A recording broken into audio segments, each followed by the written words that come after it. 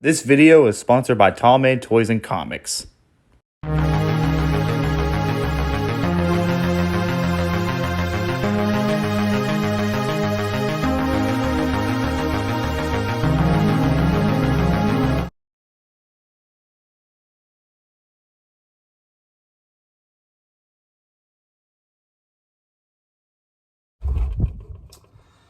Let's see. I don't think we have any beer in here. Thought that would help me with my brain cells, but Sprite will do.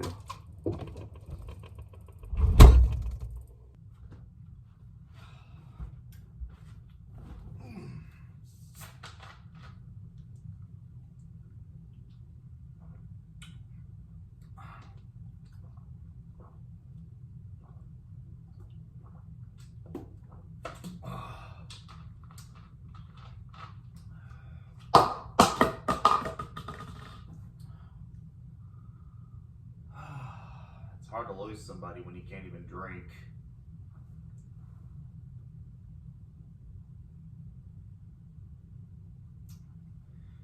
If you're probably wondering what the hell's going on, I lost somebody really special this recently.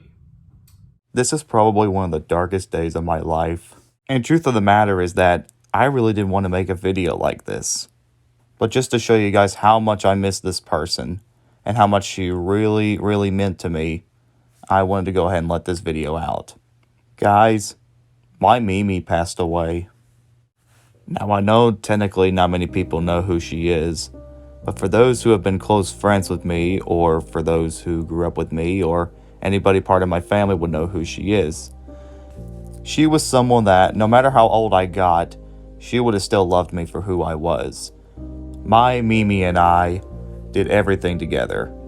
So, what makes her so special than the rest of my family? Well, I'm about to tell you. This is just going to be about my Mimi, where she's from, who she is, and the impact that she put on my life. So you have Linda and Dwight. Two have been married for a very, very long time. And for a while, my papa was actually in the Marines. Just wanted to let that out because I thought that might be interesting. And of course, Linda gave birth to 3 daughters.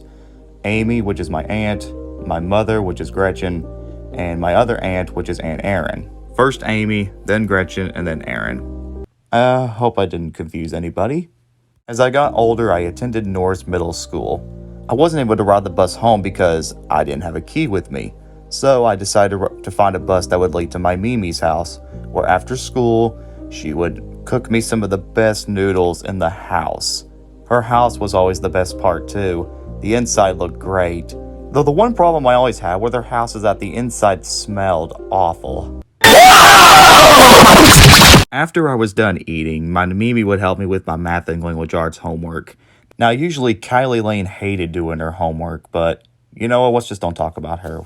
Every Tuesday after school, Mimi would take me to group therapy, and after we would get done, she would always either order a pizza from Papa John's or take me to Chick-fil-A, which that was the shit right there. One of the field trips I went to in middle school was a Nashville trip, and Mom and Dad were not able to go with me. So who was I supposed to bring on the trip? Well, none other than Mimi. Which, yeah, I had Grant with me too, but you get the idea.